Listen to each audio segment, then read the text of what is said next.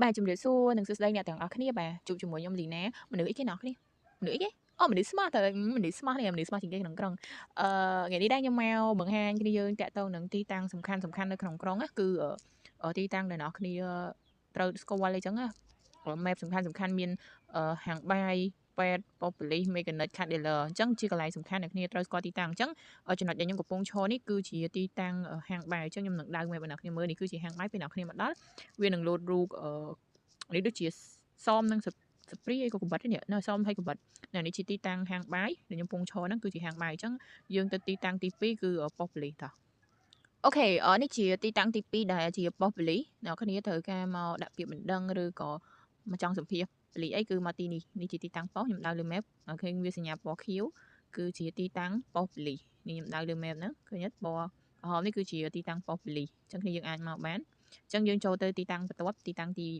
3អូខេនេះជាទីតាំងមន្ទីរពេទ្យអ្នកគ្នា map មន្ទីរពេទ្យនេះគឺសញ្ញាបូកពណ៌ក្រហមនេះខ្ញុំដើរ map អ្នកគ្នាមើលទៅនេះជាទីតាំងមន្ទីរពេទ្យអញ្ចឹងអ្នកគ្នាត្រូវការមកទិញថ្នាំ stress មកជួបពេទ្យឬក៏ដួលអីមកជួបពេទ្យគឺនៅកន្លែងហ្នឹងអញ្ចឹងកន្លែងនេះគឺជាមន្ទីរពេទ្យអញ្ចឹងចូលដល់កន្លែងទី4អូខេកន្លែងទី4នេះគឺជាកន្លែង ខាត់ដេល័រកន្លែងលក់ឡាននេះខ្ញុំដើរ map ឲ្យអ្នកគ្នាកន្លែងលក់ឡានកន្លែងខ្ញុំពងឈរហ្នឹងពណ៌ក្រហមហ្នឹងគឺជាទីតាំងលក់ឡានអញ្ចឹងគ្នាយើងចង់មកទិញឡានទិញម៉ូតូទិញកង់អីគឺមកទីតាំងកន្លែងនេះអញ្ចឹងចូលដល់ទីតាំងបន្ទាប់អូខេនេះគឺជាទីតាំងមេកានិកណាអ្នកគ្នាមេកានិកនេះខ្ញុំដើរ map ទីតាំងទី5មេកានិក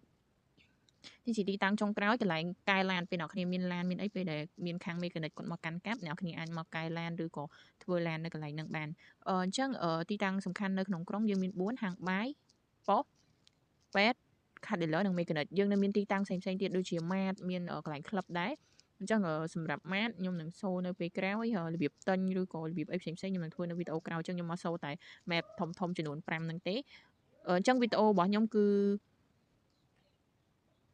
មានតែប៉ុណ្្នឹងទេសម្រាប់គ្នាយើងដែលអត់បាន subscribe channel YouTube របស់ខ្ញុំអីកុំភ្លេចជួយ subscribe channel ម្នាក់មួយផងហើយអញ្ចឹងយើងជួបគ្នានៅវីដេអូក្រោយទៀតជូនពរគ្នាយើងសំណាងល្អសុខភាពល្អណាបាយបាយ